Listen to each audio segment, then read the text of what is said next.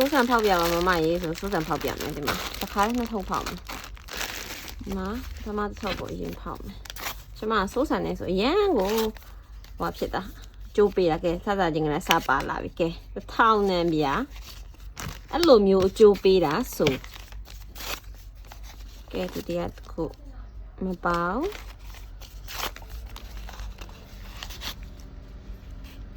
မပေါ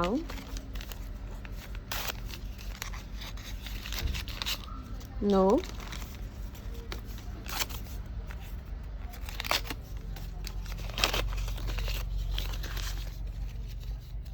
no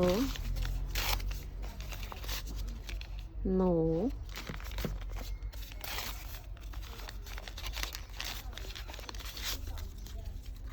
no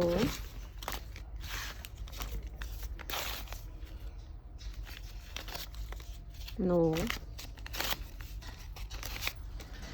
no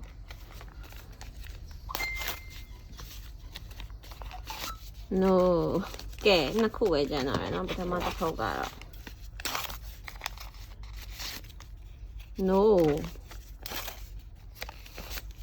yes ဘယ်လောက်တန်လဲ100လား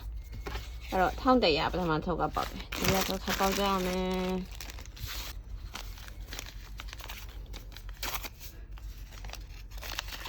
ကဲစပြီးတော့ပါလာပြီ900ရယ် okay okay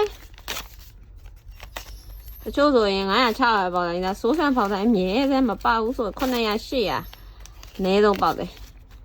တော့1100ပဲပေးရတာကွယ်အဲ့တော့ဈေးကလည်းအမှန်တမ်းပြောရန်တန်နေပေါ့နော်ပြီးတော့ဖောက်ရတာလည်းရန်တန်နေ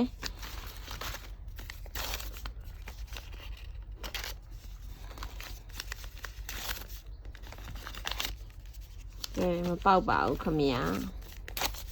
ဒီလိုမျိုးမဲဖောက်နေတယ်ဘာအကြောင်းပြောရမလဲဆိုတော့စဉ်းစားလိုက်သေးရပေါ့နော်ဒါမဲ့လည်းလူတွေကမဲဖောက်တာပဲကြည့်ကျင်တာဆိုတော့တခြားအကြောင်းပြောရလဲအဲ့ဟာအာယုံထဲမှာရောက်မှာမဟုတ်ဘူးပေါ့နော်အဲ့တော့ဘာမှမပြောဘဲနဲ့ဖောက်ပဲဖောက်ပြလိုက်ပါတော့မယ်အိုးပေါက်လာပြီဒီမှာ100 okay နောက်ဆုံးပါခင်ဗျာနောက်ဆုံးကဒီမှာပြန်ပါပါပြီ200ကဲ800ပေါက်တယ်တွေ့လား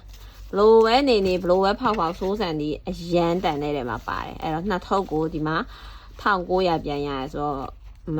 200ပဲရှုံးတယ်အရန်တန်တယ်ကဲအဲ့တော့အဲ့ဒါပါပဲအားလုံးပဲ bye bye နောက်ဗီဒီယိုမှာပြန်လဲဆုံးတွေ့မယ်နောက်ထပ်ဗာလေးဖောက်ပေးရမလဲပဲပြောခဲ့အောင်နော်